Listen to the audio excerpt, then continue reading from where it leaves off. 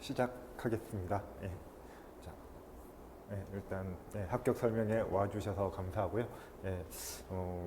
전반적으로 할 얘기는 일단 임용 시험이 어떻게 출제되는지, 그리고 올해 시험은 어땠는지 거기에 대한 얘기할 거고요. 그러면은 거기에 맞춰서 어떻게 공부하면 될 건지. 근데 거기에 맞춰서라고 하기에는 그냥 수학 공부 방법이 그렇게 상황에 따라 막 달라지거나 그럴 건 없을 겁니다. 그렇죠? 그냥 어떻게 수학을 공부하면 되는지 거기에 대한 얘기를 할 거고요. 그래서 내년에 제 수업은 어떻게 구성이 될 건지 내년 강의 계획까지 해서 합격 설명에 대한 얘기를 하려고 하고요. 자, 그러면 일단 시험 출제 경향부터 먼저 얘기를 해 보겠습니다. 일단 2020년 이후로만 생각을 해 보면요, 이런 식으로 배점이 되었는데요. 보시면 일단 미기, 확통, 선대, 정수론 같은 경우는 점수 변동이 없습니다. 항상 배점이 똑같이 미기, 확통은 항상 6점 배점으로 항상 두 문제, 2점짜리 한 문제, 4점짜리 한 문제 이렇게 나왔었고요.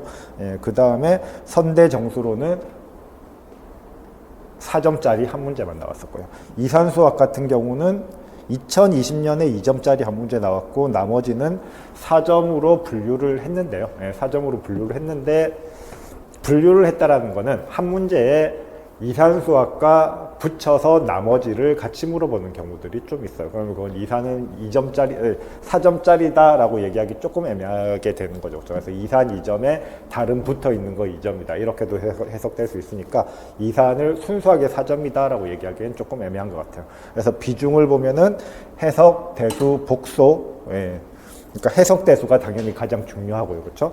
그 다음에 복소 배분에 대해서 조금 얘기를 해야 되는데, 어쨌든 복소도 주로 6점인데 가끔 8점이 나올 때가 있으니까 나머지 과목보다 조금 더 점수 비중이 높다라고 볼 수 있을 거고, 그 다음 미기, 확통, 그리고 또 위상도 6점, 4점 왔다 갔다 하기 때문에 나머지 과목들보다는 조금 더 중요하다고 볼 수가 있고요. 그 다음에 이산은 4점짜리 한 문제로 출제되지만 거기에 다른 문제가 섞일 수도 있기 때문에 선대 정수보다는 조금, 그러니까 가장 덜 중요한 과목이다라고 생각을 할 수 있을 거고요. 근데 이산 같은 경우는 문제가 그렇게 어렵게 나오는 경우가 많이 없기 때문에 그래도 일단 남들이 맞추는 건 다 맞춰야 된다는 관점에서는 당연히 어느 정도 공부는 하셔야 되는 거고요.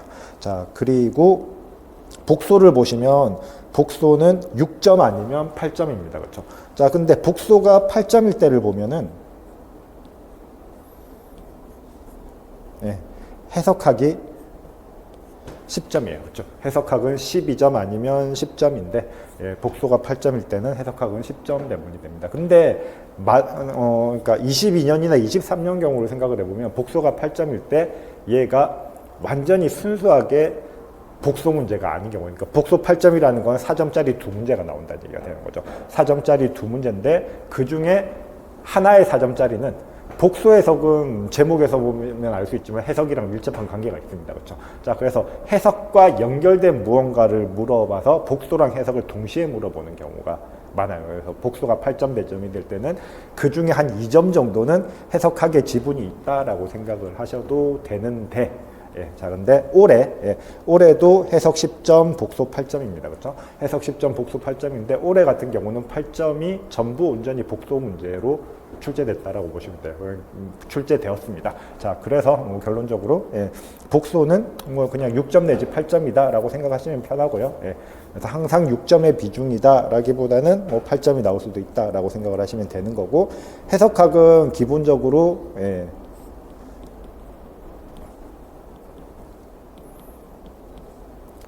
해석학이랑 미적분학, 당연히 미적은 해석학의 간단한 부분만 끄집어낸 거다라고도 생각할 수 있는데, 이 미적분학의 뒷부분, 다변수 함수 부분, 벡터 칼큘러스 부분은 해석학이랑 조금 구분된다라고도 생각을 할 수가 있어요. 그렇죠? 독립적으로 공부할 수 있고 그것만 공부하면 그거 나름대로 풀 수 있고, 그래서 저는 일단 해석을 미적까지 포함된 비중으로 해서 이렇게 점수 배정을 했는데, 이 해석학 세 문제 중에 한 문제는 항상 이 다변수 미적분학 부분입니다. 그렇죠? 자, 그래서 거기에 2점짜리 문제가 나올 때도 있고 4점짜리 문제가 나올 수도 있습니다. 그래서 이제 다변수 미적 같은 경우에는 나오는 유형이 굉장히 정해져 있기 때문에 그 부분만 잘 익히시면 거기에 해당하는 거는 뭐 문제 없이 푸실 수 있을 거고요. 그걸 제외하면은 4점짜리 두 문제 정도로 꾸준히 나온다라고 생각을 하시면 되겠습니다.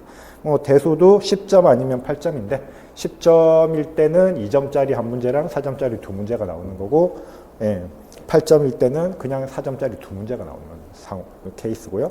이것도 마찬가지로 대수가 10점일 때를 보면은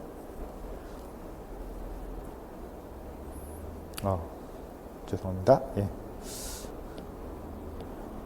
대수가 8점일 때를 보면은 위상이 6점인 경우가 많아요. 근데 위상과 대수는 뭐 해석과 복소는 연결이 되어 있지만 위상과 대수는 연결되어 있는 녀석은 아니니까 그냥 점수 배분을 맞추기 위해서 그렇게 됐다라고 생각을 하시면 될 것 같고요. 그래서 위상은 기본적으로는 그냥 4점짜리 한 문제가 나오는데 가끔 2점짜리로 간단한 거 하나씩 더 물어보더라 정도로 생각을 해주시면 되겠습니다.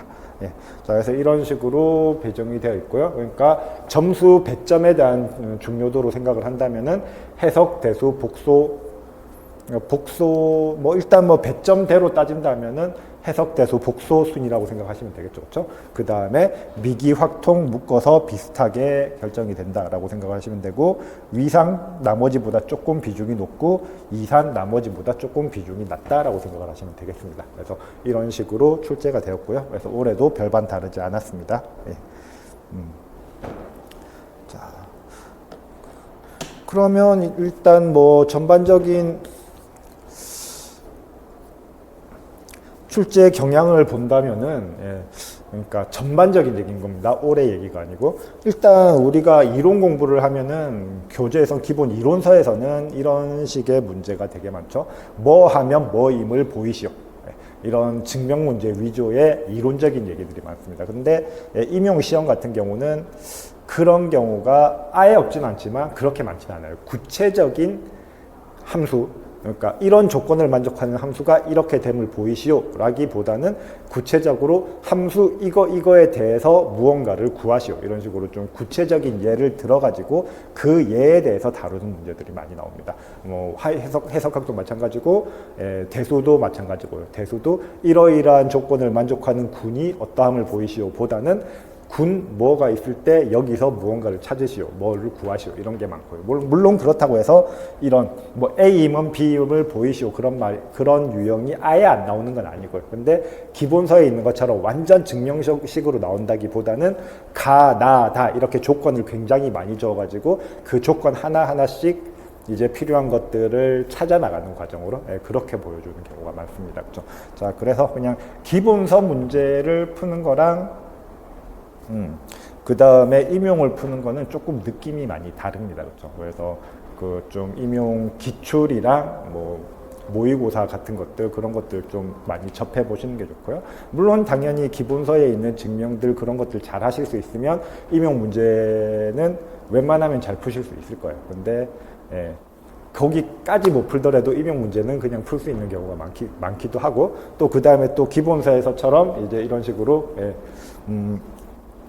뭐를 A이면 B를 보이시오 하는 케이스만 가지고는 구체적인 예에 대한 감이 잘 안 잡힐 수 있습니다. 근데 임용 준비를 할 때는 구체적인 이그젬플들을 잘 살펴보는 게 더 중요합니다. 그래서 공부하실 때 그 부분은 염두에 두시는 게 좋고요. 자, 그 다음에 뭐 해석학 같은 경우는 해석학 세 문제가 나온다고 했죠. 미적 포함 뺀다면은 두 문제가 나옵니다. 그렇죠? 두 문제 중에 한 문제는 되게 다양한 범위에서 수열이 나올 수도 있고 미분이 나올 수도 있고 평균값 정리를 물어볼 수도 있고 뭐 굉장히 다양하게 물어보는데, 한 문제는 웬만하면 균등 수렴에 대한 질문을 해요. 균등 수렴이거나 아니면은 급수거나. 그 다음에 대수 같은 경우는 일단 갈루아 이론과 관련되어 있는 문제는 한 문제 있습니다. 뭐 이 부분에 대해서는 조금 이따 조금 더 얘기를 하도록 하고요. 자, 그래서 그렇게 해석 대수 같은 경우 항상 고정적으로 나오는 부분이 있고요. 그 다음에 기출 문제 보시면은 뭐 항상 고정은 아니지만 좀 비슷하게 자주 나오는 영역들이 있습니다. 그래서 그런 것들은 당연히 잘 알아두셔야 되는 거고요. 자, 그 다음에 출제 범위 유형은 뭐 계속해서 확대되고 있습니다. 뭐 근데 그거는 어떻게 보면 당연한 얘기죠. 그렇죠? 왜냐면은 필요한 지금까지 나왔던 범위 안에서 문제가 나오면은 그거는 뭐 그냥 나올 게 나왔구나라고 생각이 되는 건데 어쨌든 범위 안에서 안 나온 게 몇 가지는 있을 거고 그래서 그 문제가 한 문제 나오면 아 이번에는 확장됐구나라고 생각을 하는 거니까 뭐 당연히 축소된다라는 건 체감할 수가 없습니다. 그렇죠? 그래서 범위랑 유형은 계속해서 확대된다라고 생각을 할 수가 있을 텐데 그래도 점점 새로운 부분에 대해서 나오는 게 조금 많아진다라고 생각을 하실 수가 있고요. 작년 같은 경우 문제가 되게 어려웠습니다.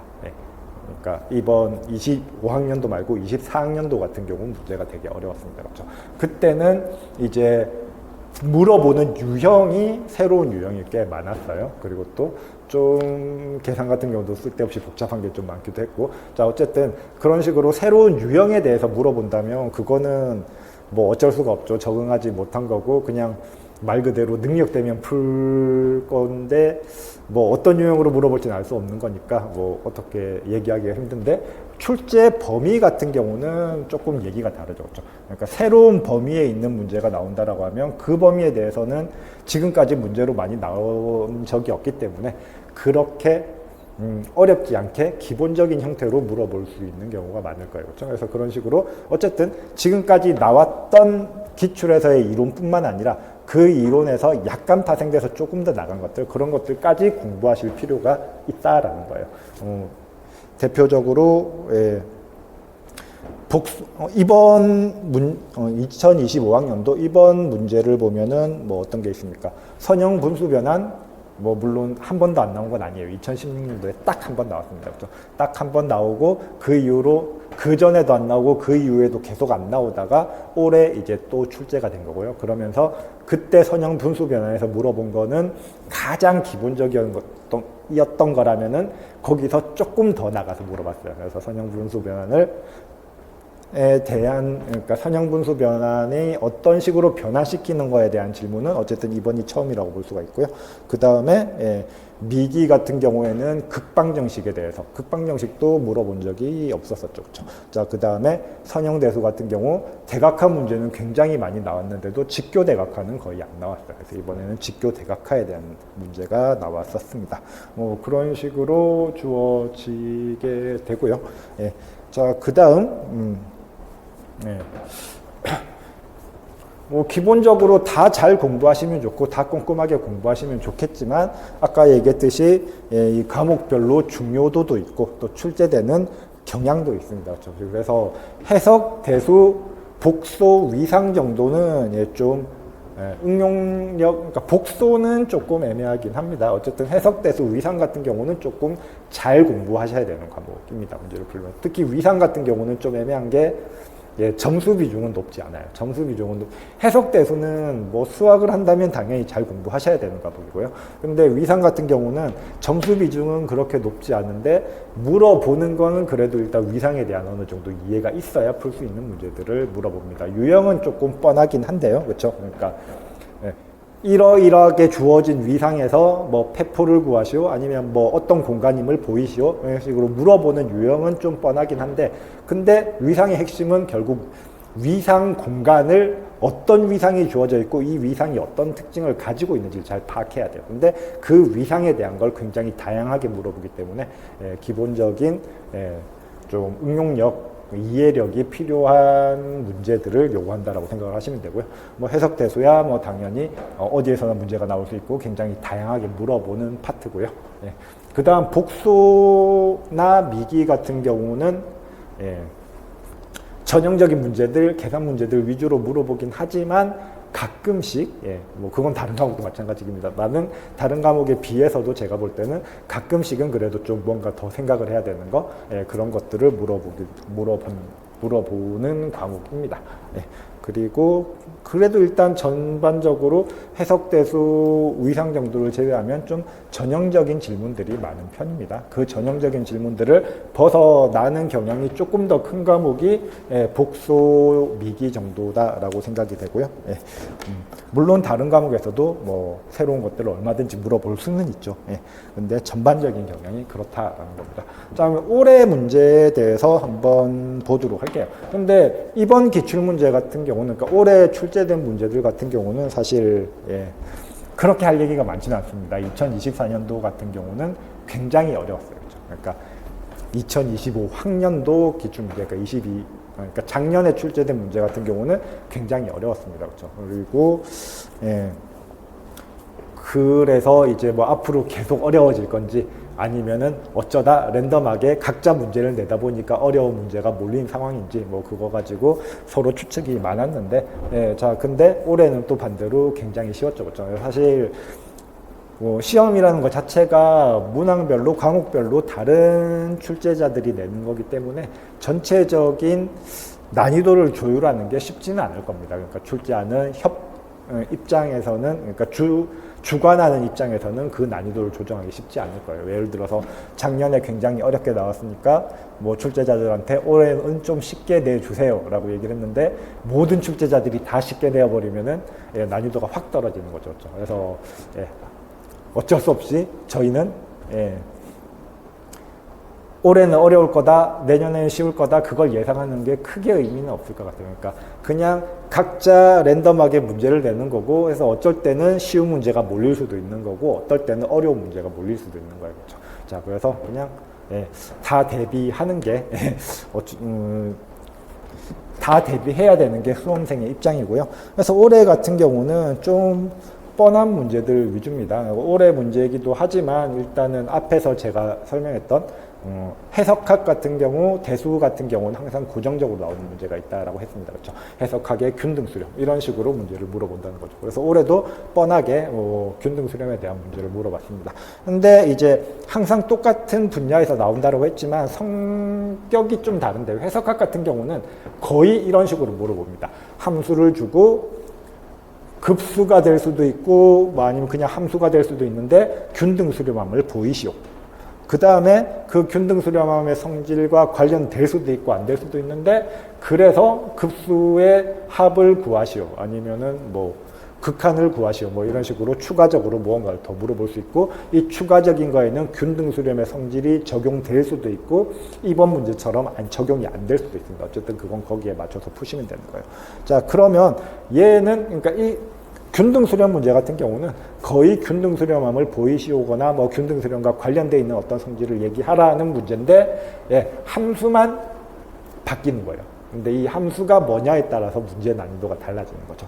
근데 함수가 꽤 복잡하게 생겼어도 사실 몇 가지 틀만 알면 쉽게 풀 수 있는 경우가 많고요. 특히 이런 식으로 함수한 급수에 대해서 물어봤다. 그러면 1차적으로 생각할 수 있는 거는 바이오-슈트러스 판정법이라는 게 있습니다. 그렇죠? 그래서 바이오-슈트러스 판정법은 함수가 어떤 수열보다 무조건 작거나 같으면은 그 수열이 수렴하면 균등 수렴한다라는 정리인데 뭐 디테일한 거는 뭐 직접 문제 풀이를 보시면 될 거고요. 어쨌든 자 그걸 활용하면 되는데 그러면 얘는 뭐예요? 함수가 아무리 복잡하게 생겼어도 다 보니까 n제곱분의 1 선에서 적당하게 정리가 되네라는 거를 그러니까 뭐 예를 들어 여기를 본다면은 사인은 이 안이 아무리 복잡해봐야 플러스 마이너스 1을 넘어가지 못하잖아요. 그렇죠? 그럼 결국 n제곱분의 1에 의해서 정리가 되는구나라는 걸 관찰할 수가 있습니다. 그렇죠? 자, 그런 식으로 주어지는 문제들이 많게 되고요.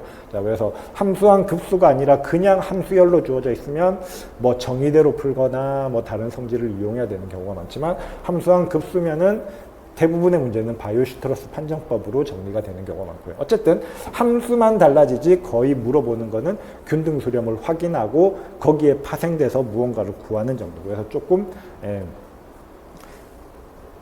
이게 균등수렴이란 파트는 굉장히 어려운 파트긴 하지만 공부만 하면 그냥 적당히 풀 수 있게끔 문제가 나온다라고 생각을 하시면 되겠습니다. 자, 그리고 이번 대수 같은 경우는 뭐 그렇게 어렵지 않았어요. 항상 대수하면 나오는 갈루아 이론 부분입니다. 여기서도 이제 질문하는 걸 보면 좀 자주 나오는 녀석들이 있어요. 차수가 어떻게 되면 뭐 그러니까 차수에 대한 조건을 주고 거기에 관련되어 있는 무언가를 구하시오 이런 식으로 나오는 경우가 많긴 한데 근데 갈루아 이론이라는 거는 사실 굉장히 폭넓은 이론이에요. 체의 구조랑 그러니까 갈루아 확대체의 구조랑 그 다음에 갈루아 군의 구조가 같다라는 거여가지고 여기서도 체에 대해서 물어보고 있지만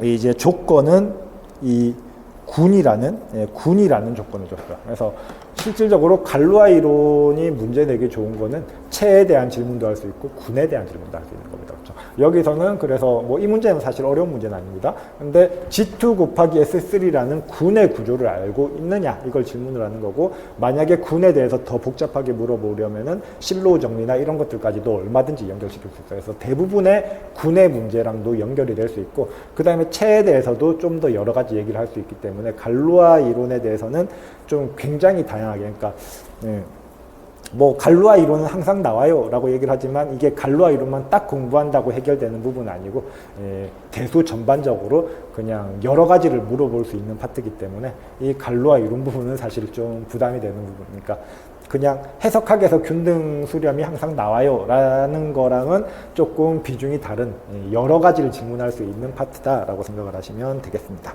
네.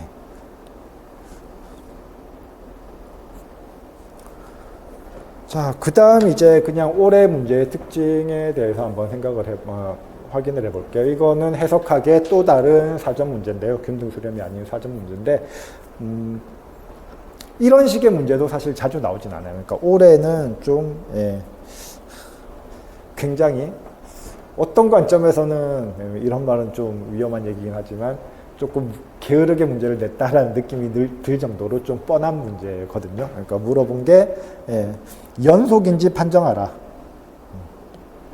연속인지 판정하라. 그 다음에 fx0가 적당한 값을 만족시키는 x0가 존재함을 보이시오. 두 개를 물어봤습니다. 자, 근데 여기서 보면 뭐예요?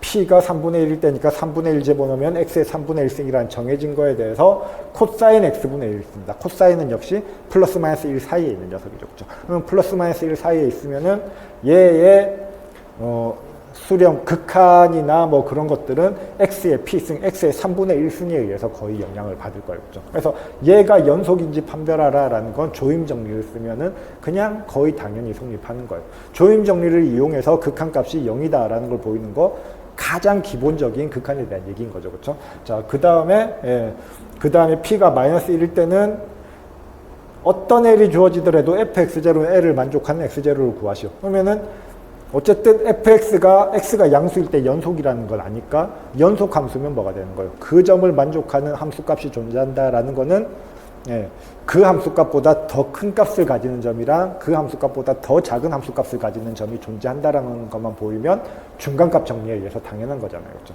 그래서 이거를 보여라 라는 것도 그냥 중간값 정리의 가장 기본적인 얘기가 되는 거예요. 그래서 그냥 뻔하디 뻔한 그냥 뭐 기본서에서 나오고 가장 기초적인 연습 문제로 나올 만한 연속 판별하고 중간값 정리 활용하는 거, 이런 거를 뭐 이번 문제에서 나왔습니다. 그러니까 이렇게 대놓고 뻔하게 나오는 경우는 그렇게 많지는 않은데요. 근데 이제 쉽게 나올 때는 그냥 이렇게도 나온다라는 얘기를 할 수가 있고요. 자, 그 다음 이제 좀 새로운 파트로 나온 거. 그러니까 좀 출제된 영역이 확장됐다라고 생각할 수 있는 부분을 본다면 미기에서 이제 극형식, 그러니까 사실 극방형식이라는 거는 R이라는 원점에서부터의 거리가 X축과의 각도, 평각에 의해서만 영향을 받는 경우에 이렇게 극방형식으로 표현을 할 수 있습니다. 그러면은 극방형식으로 표현된 거에 대해서 어떤 질문을 한다면 극방정식의 모양을 알아야 되는 경우도 있고, 그런 경우에는 이제 세타에 따라 R이 어떻게 변하는지를 잘 관찰하셔야 되는 거고요. 그 다음에 여기서 같은 경우는 곡선의 길이랑 곡률에 대해서 물어봤습니다. 자, 그러면 기본적으로 이걸 푸는 방법은 두 가지가 있을 수 있습니다. 극방정식의 지식을 이용하는 방법이랑, 그 다음에 그냥 극방정식의 개념을 알고 있으면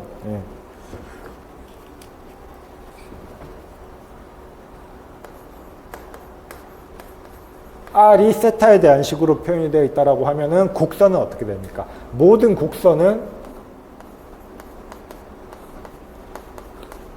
X좌표는 R 코사인 세타로 표현이 되고 Y좌표는 R 사인 세타로 표현이 된단 말이에요. 그렇죠? 그럼 이제 이 R 자리에 이 세타에 대한 식들을 집어넣기만 하면 정확하게 곡선의 매개변수 표현을 나타낼 수 있는 겁니다. 그렇죠?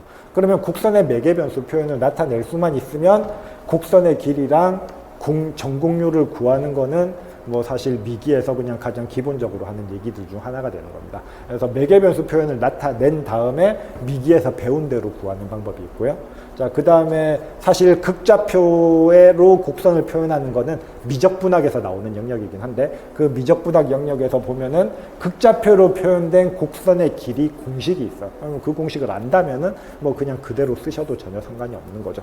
자, 그 다음에 전곡률도 마찬가지로 그냥 순수하게 곡선을 바라보고 전곡률을 구하는 방법이 있고, 아니면 평면도 곡선에서의 전곡률은 전측지곡률이랑 거의 같은 개념이기 때문에, 부호만 제외한다면 전측지곡률이랑 같은 개념이기 때문에 가우스 보내 정리를 이용하는 방법도 있습니다.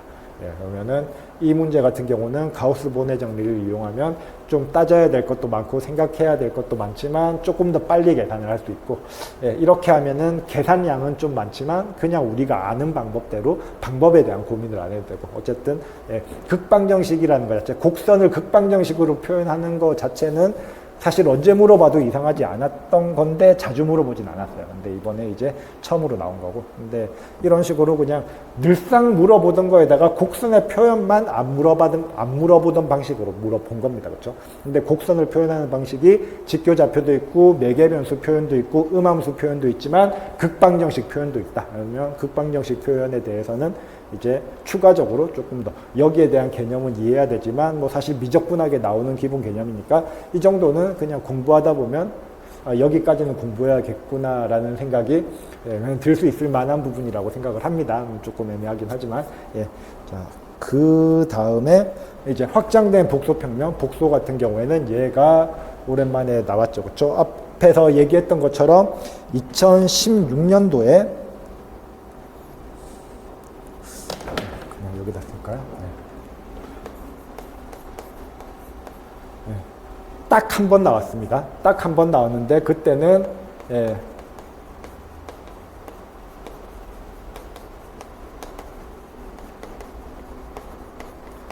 이렇게 그냥 세 개의 원소를 보내는 1차 분수 변환을 찾는 거에 관한 문제였어요.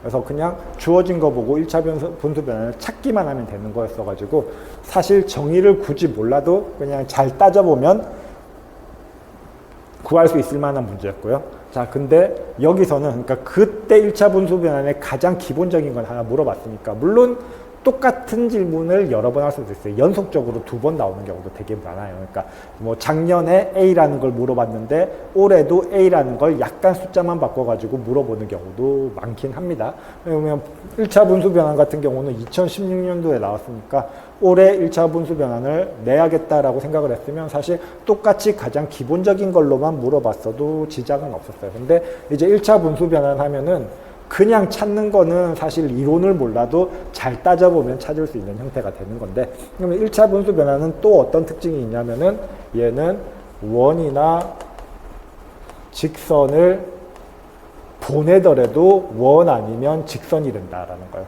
물론 원이 직선으로 갈 수도 있고 원이 원으로 갈 수도 있고 직선이 직선으로 갈 수도 있고 직선이 원으로 갈 수도 있긴 한데, 근데 원 또는 직선은 보내면 무조건 원 또는 직선으로 간다라는 정리가 있어요. 그래서 이 정리는 그냥 아무것도 모르는 상태에서 유도하기는 쉽지 않습니다. 그렇죠? 그래서 근데 이런 지식을 알고 있으면은 이 문제 푸는 거는 아무런 문제가 없겠죠. 얘는 절대값 z가 1이니까 원입니다. 그렇죠? 원이니까 보내면 원 아니면 직선이 될 겁니다. 그렇죠? 자, 근데 만약에 여기를 가지고 t를 구했다라고 하면은 우리가 구한 t를 가지고 여기에 있는 세 점 아무거나 보내면 이미지에 대한 세 점이 나올 거잖아요. 그렇죠? 그러면 그 세 점이 원 위의 세 점인지 직선 위의 세 점인지 구하는 건 어렵지 않죠. 그렇죠? 보낸 결과가 원 아니면 직선이라는 조건을 알고 있다면은, 그렇죠? 그러니까 이 결과를 알고 있다면은, 그러면 이제 원이든 직선이든 정확하게 어떤 도형이 나오더라라고 한다면은 당연히 그 도형과 점 사이의 거리는 아무 문제 없이 구할 수 있을 겁니다. 그렇죠? 자, 그렇기 때문에 이 지식을 알고 있느냐 모르느냐라는 질문을 하나 더 추가를 한 겁니다. 그러니까 1차 분수 변환이 예전에 한번 나왔으니까 뭐, 그리고 또 그냥 기본 교재에서 언제나 있는 파트긴 하니까 뭐 1차 분수 변환은 언제 나와도 이상하지 않은 거고요. 그렇죠? 그러면은 만약에 거기서 조금 더 가서 물어본다면은 얘의 가장 기본적인 특징이 어떤 게 있는가, 그거 몇 가지 찾아본다면 그 중에 얘도 있다라는 겁니다. 그래서 그냥 이미 나온 거에서 조금 더 공부할 필요는 있다라는 거예요. 그렇죠? 근데 물론 그 조금 더에 대한 기준이 없는 건 맞습니다. 예, 근데 너무 전혀 안 다뤄도 무언가에서 갑자기 나온다 뭐 그러는 거는 확률이 굉장히 낮기 때문에 그냥 뭐 그런 부분은 아예 그냥 관련이 없는 부분은 예, 일단 뭐 여유가 있을 때 공부한다 그 정도의 관점으로 생각을 하셔야 되겠지만, 그렇지 않고 1차 분수 변환이 한번 나왔다라고 한다면은 1차 분수 변환의 관련 정리 정도는 예, 웬만하면 한번 봐주시는 게 좋다라는 얘기가 되겠습니다. 예, 뭐 덤으로 2016년도에 1차 분수 변환이 딱 한 번 나왔는데 예, 올해 다시 나왔습니다. 그렇죠? 예, 비슷하게 해석학에서 2017년도에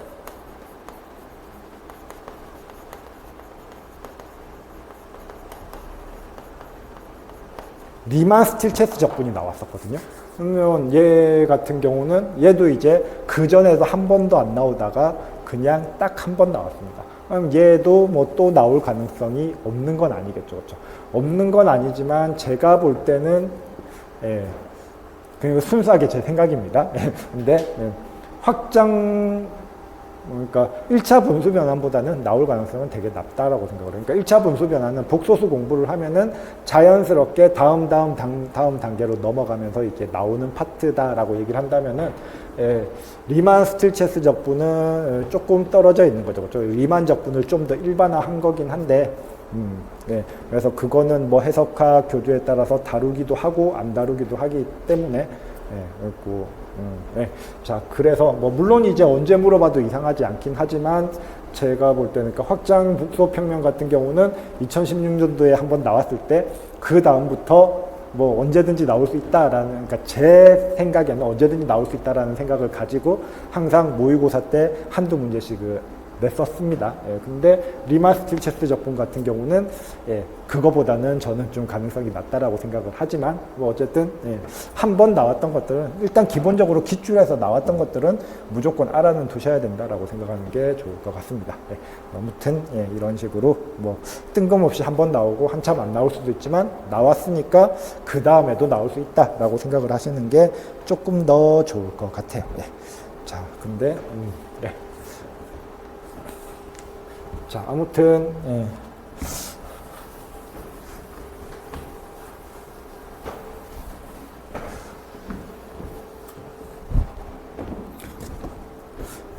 예, 뭐 결론만 얘기를 하면은 예, 이렇게 저렇게 문제 분석을 하고 어쩌고 했지만 그냥 전체적인 과목별 전체적인 비중은 알고 계시면 좋고요. 그렇죠? 근데 전반적인 비중인 거지만 비중이 낮다고 공부를 안 할 수 있는 건 아니죠. 안 해도 되는 건 아니잖아요. 그렇죠?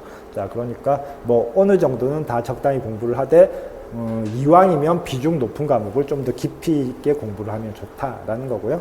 자, 그 다음에 출제 범위는 점점 확대되고는 있으나 모든 걸 다 공부할 수는 없으니까 기출에 나온 부분에서 약간 파생되는 부분까지 공부를 하시면 좋겠다라는 정도 얘기할 수 있겠습니다. 자, 그러면 그냥 과목별로에 대한 얘기가 아니고 전반적인 수학 공부는 어떻게 할 것인가, 거기에 대한 얘기 조금 해보도록 하겠습니다. 뭐 사실 시험 준비하는 입장에서, 특히 수학 공부하는 입장에서 고민은 그거죠. 뭐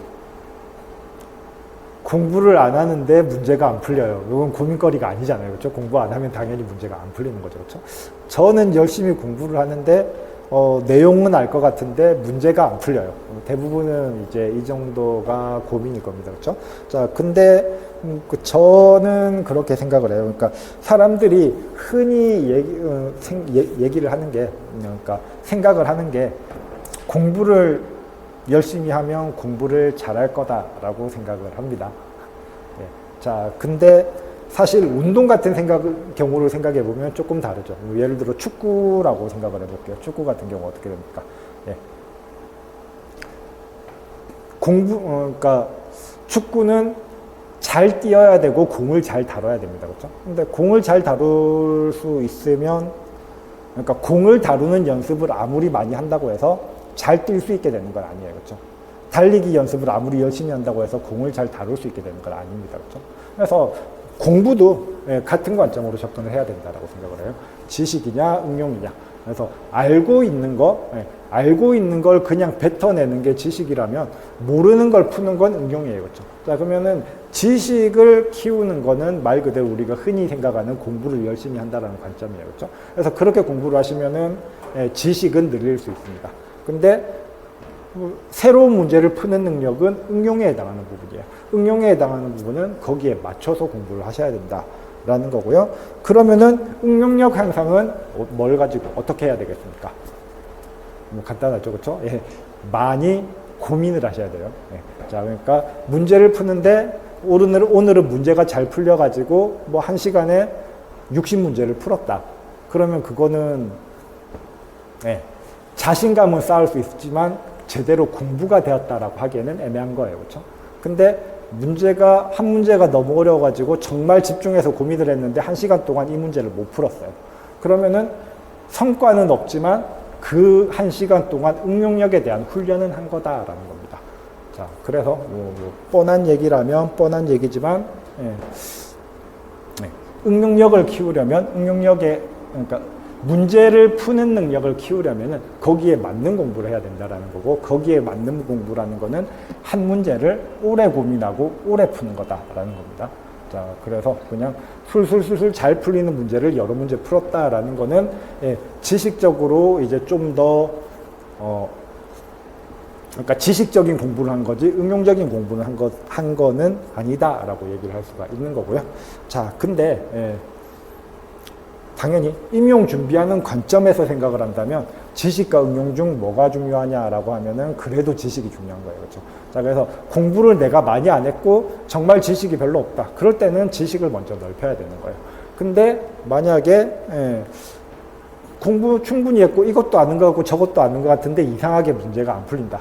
그럴 때는 왜 안 풀리는지 고민하고 그 다음에 또 한 문제 가지고 오래 고민하는 습관을 들이셔야 된다라는 겁니다. 그래서 일단은 기본 이론, 그 다음에 기출 문제처럼 주로 나오는 유형의 문제들 그런 것들을 숙지하는 게 제일 먼저예요. 이게 안 되면은 이게 워낙 그 범위가 많기 때문에 이 임용을 준비하는 입장에서 얘가 안 되는 상태에서 응용력부터 기른다라는 거는 조금 말이 안 되는 거고요.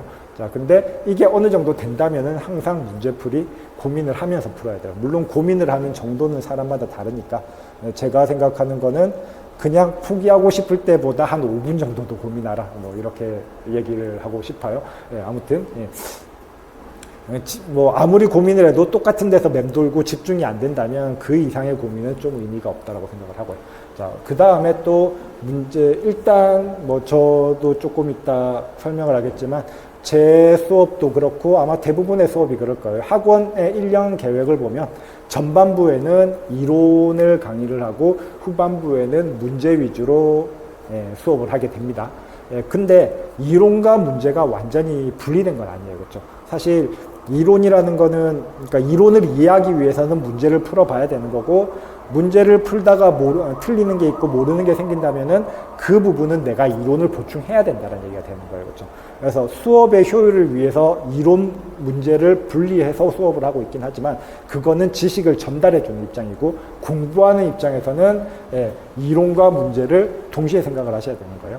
이론을 하다가 이 이론이 막히면 관련된 문제를 풀어보면 이해가 도움이 될 수가 있고 문제를 풀다가 막히는 부분이 있으면 그 문제만 해결하는 게 아니라 그 문제의 이론을 내가 알고 있는지 체크를 해야 되는 거고 모른다면은 이론 부분을 다시 봐야 된다는 거예요. 그래서 이 왔다 갔다 하는 게 중요한데 사실 그거를 잘 못하는 것 같아요. 그래서 그거 해보시는 게 좋고요.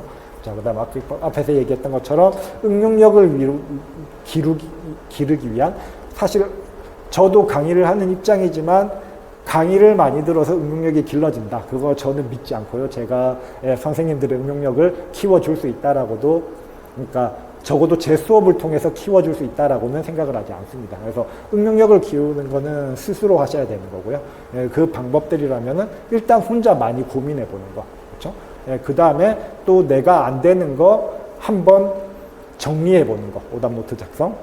그 다음에 또 뭐 당연히 그냥 고민했던 게 고민 안 하고 그냥 즉각적으로 물어보는 건 의미가 없을 수 있지만 고민했던 것들을 그냥 적극적으로 질문하고 다른 사람들 다른 관점 이해해 보는 거 이런 것들이 응용력을 기르는 가장 기본적인 것이다 라고 얘기를 할 수 있겠습니다. 예.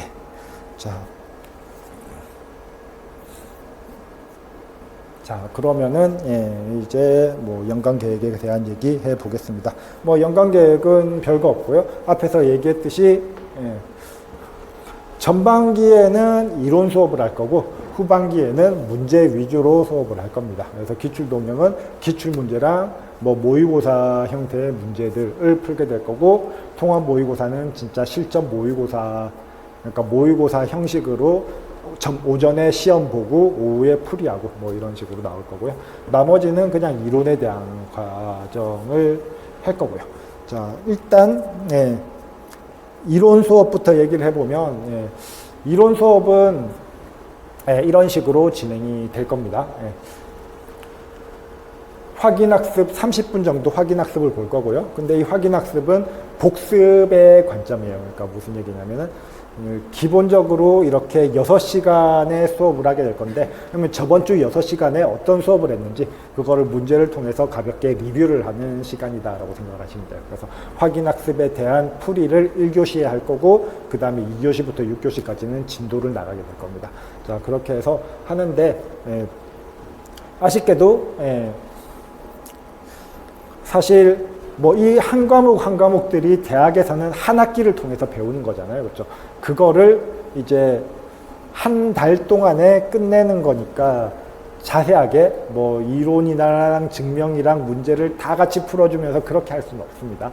왜냐하면 6월 달에 일단 전반적인 이론에 대한 얘기를 마쳐야 되는 거니까.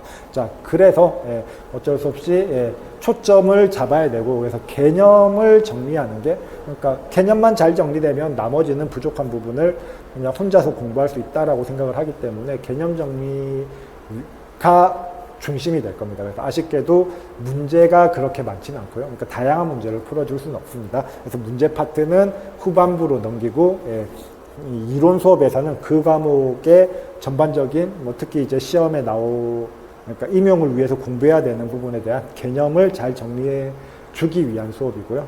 그래서 개념 중심이 특징이다라는 거고요. 자, 그 다음 이제 6교시까지 수업이 끝나면 이후 2시간 질문을 받을 거고요. 자, 기본적으로 이렇게 진행이 되는데, 이거는 일요일 수업이 이렇게 진행이 되고요. 자, 보시면 저는 이제 여기는 월, 화 묶어서 썼고, 여기는 일요일 하나만 썼죠. 그렇죠? 이게 뭐냐면, 사실 하루에 6시간치 수업을 나가고 그거를 정리하는 게, 그러니까 수업 듣는 입장에서 좀 쉬운 일은 아니거든요. 6시간을 연속해서 들으면은 앞에 했던 거 기억도 잘 안 나고, 그렇죠? 좀 소화할 시간도 없고 그렇게 되기 때문에 분리하는 게 더 효율적이긴 합니다. 수업만 생각을 하면. 근데 그렇다고 해서 이제 모든 수업을 다 하루에 3시간씩만 수업을 한다라고 하면은, 예를 들어서 일주일에 4일을 학원을 나와야 돼요. 그래서 그것도 그거 나름대로 부담이라고 생각을 해가지고, 작년까지는 그냥 좀 부담되더라도, 일주일에 이틀 6시간씩 수업을 했었는데, 올해는 그 주요 과목들은 분리를 해서 3시간, 3시간 분리를 해서 수업을 할 예정입니다. 자, 그래서 1월화로 붙어 있는 거는 좀 아쉽지만 학원 스케줄상 뭐 그렇게 됐고요. 자, 그래서 기본 틀은 일요일 수업은 이렇게 하루 6시간 수업을 하면 이렇게 세팅이 되는데, 이렇게 월화로 나눠서 수업을 할 때는 그냥 이걸 반 나눈 거다라고 생각을 하시면 돼요. 그래서 확인학습과 첫 3교시까지를 월요일날 하고, 그 다음 3교시를 화요일날 한다라고 생각을 하시면 되고요. 근데 당연히 질문은 뭐 하루만 받고 하루는 안 받을 수는 없으니까, 질문 시간은 기본적으로 1시간씩을 잡아놨습니다. 물론 질문할 게 많으시면 뭐 그 이후에도 질문을 하실 수 있고요. 자, 그 다음에 다음 카페에 들어가시면 물론 수업하다가 궁금한 거 얼마든 언제든지 질문 가능하십니다. 단 카페 질문은 바로바로 답변 드릴 수는 없다라는 거, 약간의 딜레이는 생길 수 있다라는 거 좀 감안해 주시고요.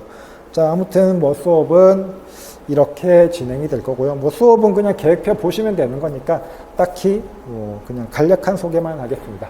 자, 그 다음에 이렇게 6월 달까지 기본 이론이 끝난다면 이제 7, 8월은 기출과 동형을 똑같이, 그러니까 모든 기출을 풀면 사실 기출만 가지고 7, 8월을 해야 됩니다. 근데 그게 크게 뭐 한 번쯤은, 그러니까 일단 공부하는 입장에서 모든 기출 문제를 다 풀어 보셔야 되는 건 맞습니다. 근데 학원 수업에서도 비슷한 유형의 기출을 계속해서 반복해서 푸는 거는 좀 애매한 것 같아요. 그래서 저는 기출과 동형을 섞어서 기출 문제랑 그 다음에 이제 모의고사 유형의 문제들, 그런 좀 비슷한 문제들을 섞어가지고 그냥 7, 8월 6주 동안, 아까 얘기했듯이 주 3회라고 했는데 뭐 월, 화요일은 3시간씩, 일요일은 6시간씩 해가지고 일주일에 12시간씩 해서 총 6주 동안 문제 관련된 문제들. 근데 이것도 사실 그 전 과목을 이렇게 나눠버리면 문제가 그렇게 많지는 않습니다. 근데 어쨌든 관련된 문제들, 기출과 비슷한 문제들로 구성을 해서 문제 풀이를 하게 될 거고요. 그 다음에 마지막으로 이제 시험 전에 8주 동안은 모의고사를 보게 될 거고요. 모의고사 날짜는 무슨 요일을 할지는 정확히 결정되진 않았습니다만은 어쨌든 그거는 추후 공지가 될 거고요. 아무튼 이런 방법으로 저는 강의를 진행할 예정입니다. 자, 아무튼 이제 일단 뭐 시험을 준비한다라고 하면은 1년 동안 그냥 쭉 공부를 하셔야 되는 거기 때문에 뭐 또 사실 1년이 아닐 수도 있죠. 저 지금까지 해왔던 것들도 있을 수 있으니까 굉장히 길게 공부를 해야 되는 거기 때문에 이렇게 많은 설명을 했지만 사실 제일 중요한 건 컨디션 조절인 것 같아요. 초반에 너무 여유 있게 가도 나중에 급하게 그러니까 좀 공부가 너무 밀려서 힘들게 될 거고, 초반에 너무 빡세게 가더라도 나중에 지쳐서 좀 그 동력을 끝까지 유지하기 힘들게 될 수도 있습니다. 그래서 자기한테 맞는 패턴을 찾아서 1년 동안 얼마나 컨디션 관리를 잘하느냐, 그게 가장 중요한 것 같습니다. 자, 그러면 한 50분 듣느라 고생 많으셨고요. 합격 설명회는 여기서 마무리하도록 하겠습니다. 수고하셨습니다.